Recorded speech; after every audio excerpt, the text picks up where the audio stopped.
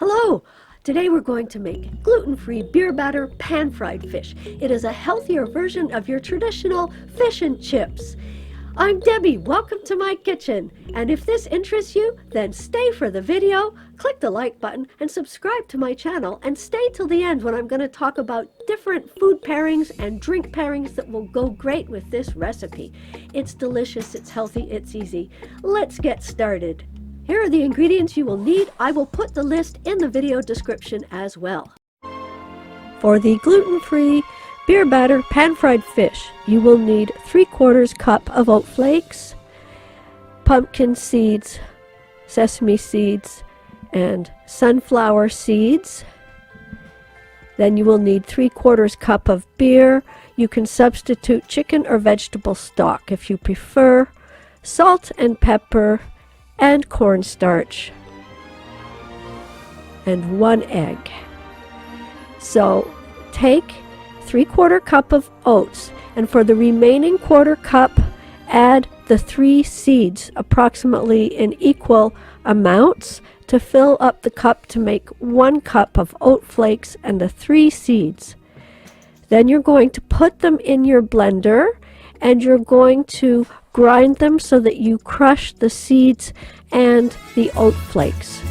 You don't need a really fine powder, but you don't want them to be too rough and lumpy either. So grind for approximately 1 minute or so. Then you're going to put it into your mixing bowl, and you're going to add the other dry ingredients, which would be 1 tablespoon of cornstarch and 1/4 to 1/2 teaspoon of pepper and 1/2 teaspoon of salt. You can add a little bit more if you prefer. It's up to you, but you can always add more after. So I prefer to add not too much salt and pepper into the batter, and people can season their dish more as they eat if they wish. Then you're going to add the cornstarch, 1 tablespoon of cornstarch, and then you will stir all of this together and make sure that it's well mixed. Then slowly add your beer or stock, 3/4 cup, and it's fine if the beer is flat. You can let it sit on the counter for a while. Crack your egg, and I like to give it a little stir so that I mix up the egg white and the egg yolk, and then add that in and stir it until it's well blended. Then you want to let this sit for 15 or 20 minutes, so you need to do this in advance. If you like this recipe, then click the like button and subscribe to my channel. I have 2 pieces of cod, 340 grams, and I use 2 layers of paper towel underneath and on top, and I touch all the pieces of the fish to get it really dry. I do this 3 times to make sure the fish is totally dry. Then I put cornstarch on the plate, and I will then coat the fish in the cornstarch before I put the fish in the batter. This is how you make the batter much easier to stick to the fish. While you're doing this, your pan should have about 1/4 cup of oil in it, and it should be heating. It should be very hot.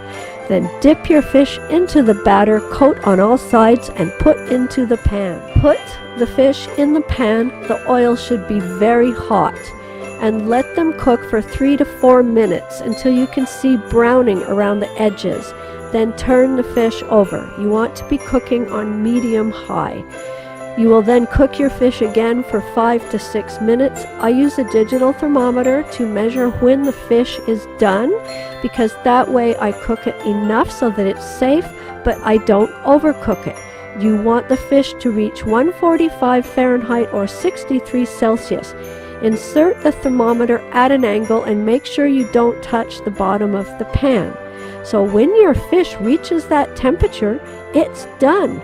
And if you want to put the lid on for a couple of minutes to speed up the cooking process, you can do that. So your fish will be ready very soon. Here it is, and it's delicious.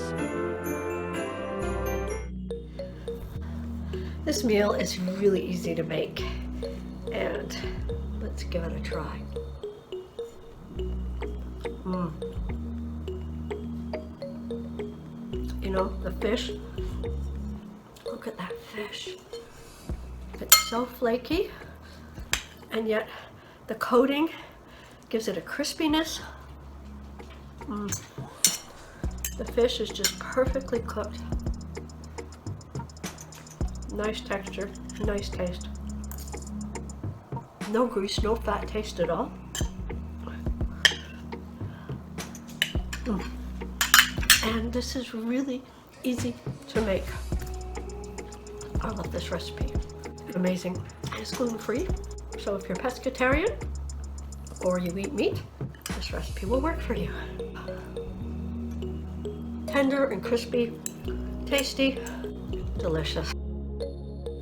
The thing that is really interesting about battered fish is even if the fish is a mild fish, the batter gives it a texture which helps it hold up robustly to all kinds of other foods. So this recipe, of course, goes great with chips or French fries and the traditional coleslaw, the way it's often served, but it would also go great with steamed vegetables, with salad, with roasted or broiled vegetables.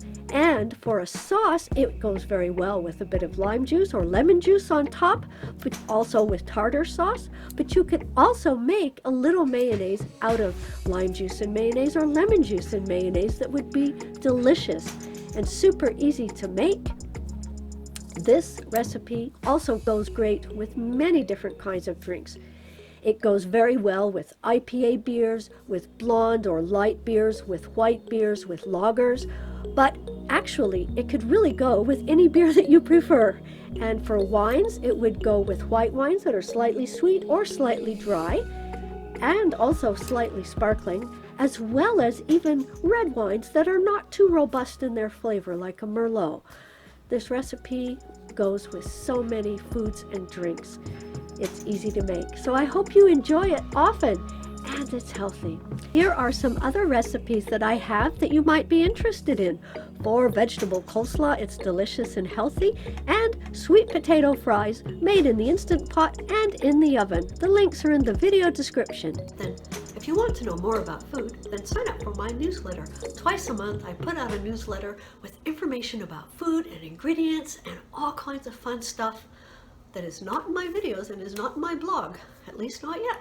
So the link will be in the video description. If you like this content, then click the like button and subscribe to my channel. Thanks so much for watching. I really appreciate your support, and leave me a comment. Let me know if you like this recipe or not. Take care. I see you in the next video.